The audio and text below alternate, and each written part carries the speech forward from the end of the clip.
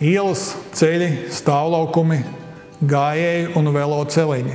Tā ir pašvaldības infrastruktūra, ko mums vajag ne tikai uzturēt, bet arī attīstīt un būvēt no jauna. Tādēļ ir būtiski plānot pašvaldības budžetu tā, lai mēs katru gadu varētu ieguldīt šīs infrastruktūras sakārtošanā un attīstīšanā.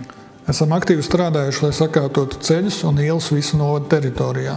Kopumā noasfaltēts 38 ielas, turpat 15 km garumā. Īpaši vērts pieminēt Tukumu, kur gandrīz puse no ielām, aptuveni 40, nebija asfaltēts. Pēdējo gadu laikā 10 no tām iegūši pilnīgi jaunu asfalta segumu. Būtiski ir sakārtot ne tikai mazās ielas, bet arī būvēt jaunas. Šobrīd Tukumā būvējam 2 jaunas ielas – Smilšu ielas mikrorajonā.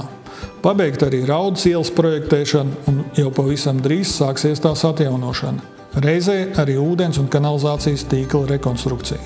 Īpaši svarīgi ir beidzot sakārtot gadu desmitiem samilzušās lietus ūdens problēmas Tukumā, Pastu un Meža ielās un teritorijā ap Katrīnas laukumu un Ledushalli.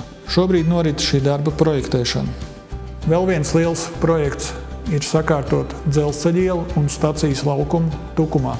Jau ir uzsākts darbs pie projekta izstrādes ar mērķi būtiski paplašināt stāvlaukumu pie stacijas, kā arī pārbūvēt krustojumu ar dzelzceļa pārbraukto. Daudz ceļu posmus mūsu novadā nebūtu iespējams atjaunot un asfaltēt bez valsts atbalsta un ciešas sadarbības ar pašvaldību.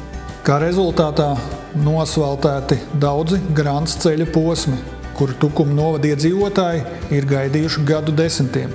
Džūksta Lestene, Zemīte Zante, ceļa rekonstrukcija uz Vienību, Tukums Abaunieki un šobrīd ir uzsākts darbs posmam uz Viesatām, kā arī gājēju un velo celiņš uz Milskalni.